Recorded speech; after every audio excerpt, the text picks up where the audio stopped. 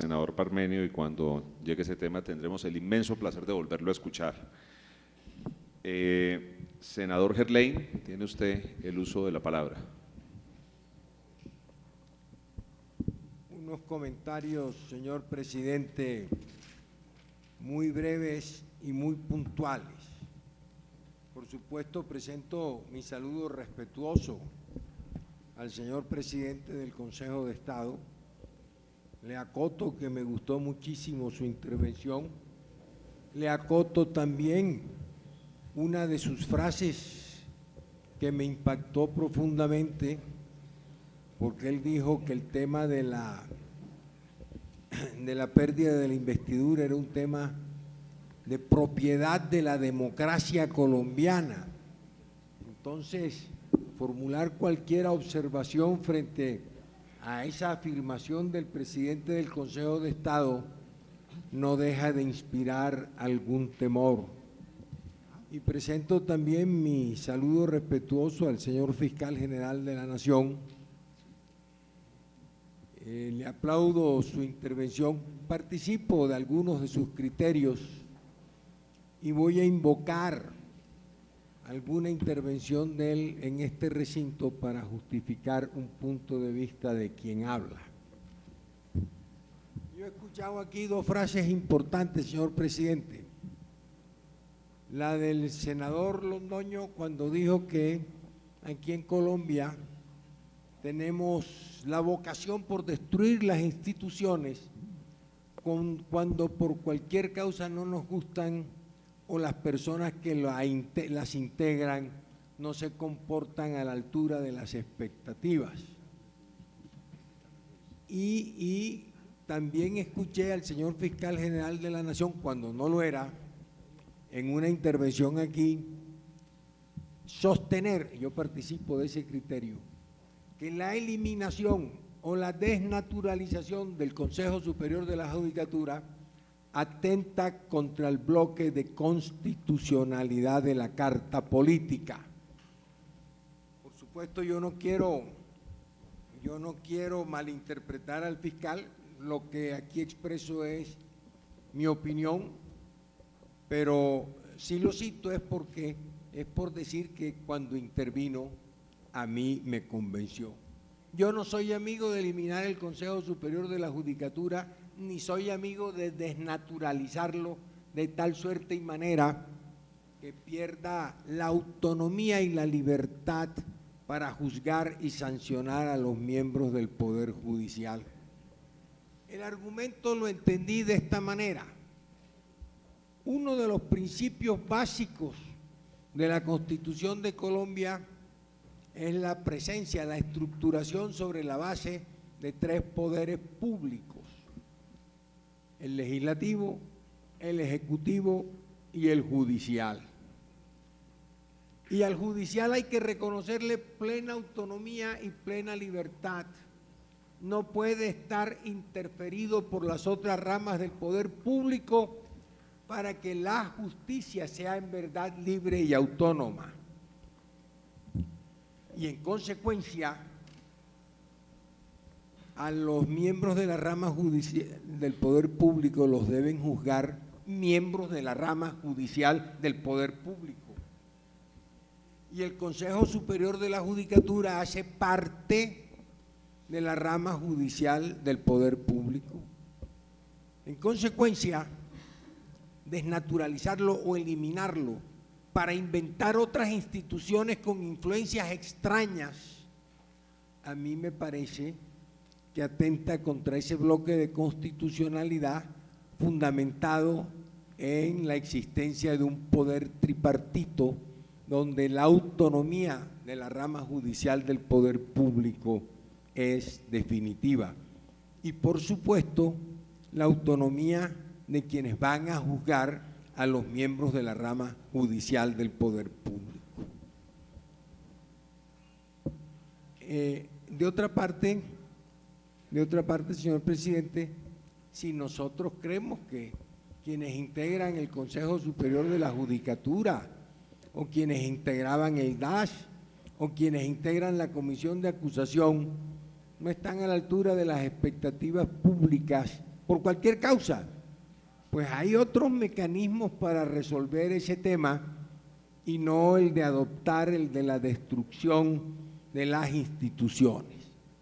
Por eso, en primera instancia, yo le alcanzo a decir, señor presidente, que no soy amigo de la eliminación del Consejo Superior de la Judicatura.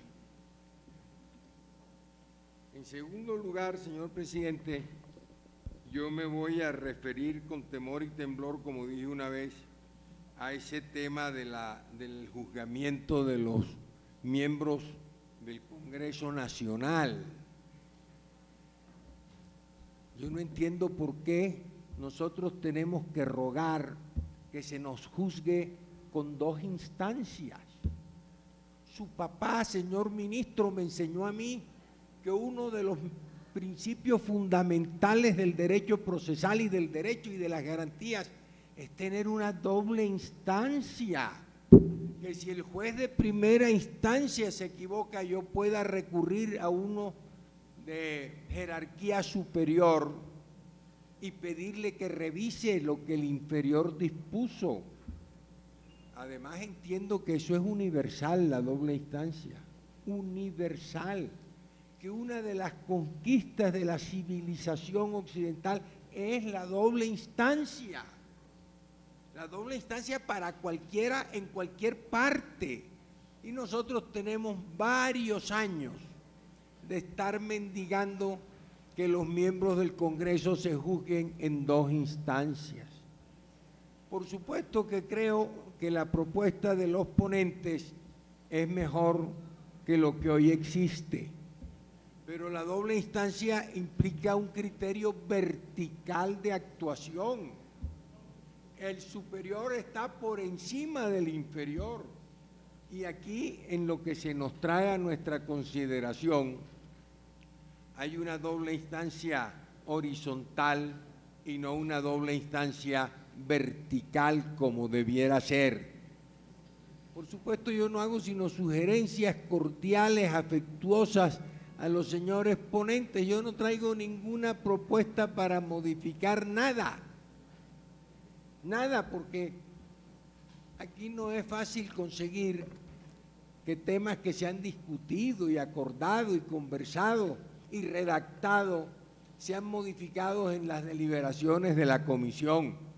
Y entonces yo quiero que los señores ponentes consideren estas rapidísimas observaciones como lo que son, unas sugerencias para que cuando tengan tiempo y ganas las estudien, en la seguridad de que quien las sugiere lo hace con el mejor ánimo de acertar y lo hace porque considera que son propuestas de sentido común y que el sentido común tiene cabida hasta en el derecho constitucional colombiano. Una doble instancia vertical, señores ponentes, vertical, donde haya un superior que revise las decisiones del inferior, y un mecanismo donde quien juzgue no sea quien de una o de otra manera acuse. Acuérdense ustedes de la frase de Gorf: cuando a uno lo acusa el juez, tiene que absolverlo Dios.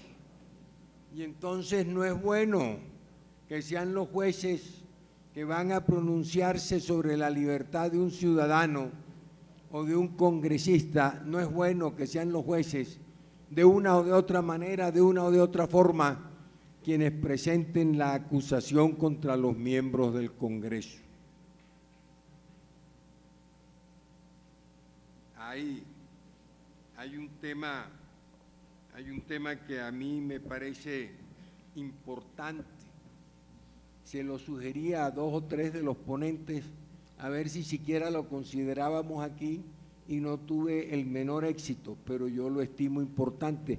Cuando se lo sugería al senador Vélez Uribe, me dijo: ese tema no ha sido tratado en las deliberaciones de la comisión y consecuencialmente no tiene un principio de consecutividad, y es el tema de las ausencias. Aquí se pierde la credencial por la inasistencia a 6 sesiones plenarias. Eso es lo que dice un ordinal del artículo 183.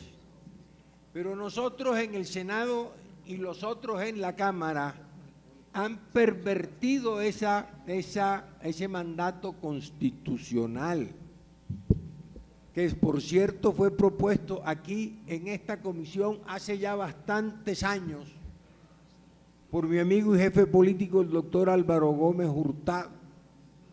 De lo que se trata es de la inasistencia a 6 sesiones donde se voten reformas constitucionales o proyectos de ley, pero 6 sesiones donde no se vayan a discutir otros temas, donde no haya citaciones políticas, donde no haya discusión de otros proyectos de ley. 6 sesiones donde en cada una de ellas la mesa directiva señale fecha y se exprese de manera clara o contundente que solo se van a votar los proyectos. En esas sesiones no hay discusión, son sesiones en las cuales o de las cuales el congresista sabe y conoce que se van a reducir a votación de proyectos de cualquier naturaleza. Ese sistema estuvo vigente aquí en el Senado y produjo excelentísimos resultados. Y es el sistema vigente en los organismos internacionales. Pero nosotros lo hemos pervertido porque antes de que se termine cada una de las sesiones, el presidente de la corporación o quien haga sus veces le dice al secretario: secretario, anuncie los proyectos que se van a votar mañana. Y entonces todas las sesiones, absolutamente todas, dan pábulo para que se pierda la investidura si se inasiste a 6 de ellas. Y uno ve unas sesiones mortecinas, sin trascendencia, sin importancia, donde no se vota nada, pero que ayudan a que un congresista pierda su investidura, aun cuando no tenga el menor interés en los temas que se discuten. Las sesiones que sirven para perder la investidura son aquellas que se citen con 72 horas de anticipación para votar los proyectos cuya discusión ya haya sido cerrada por el presidente y por la plenaria. Entonces sí vale la pena concurrir para votar, para que se conozca cuál es el pensamiento del congresista, más todavía cuando hoy las sesiones son públicas, las votaciones son públicas, no hay manera de ocultar el deseo político del congresista que vota.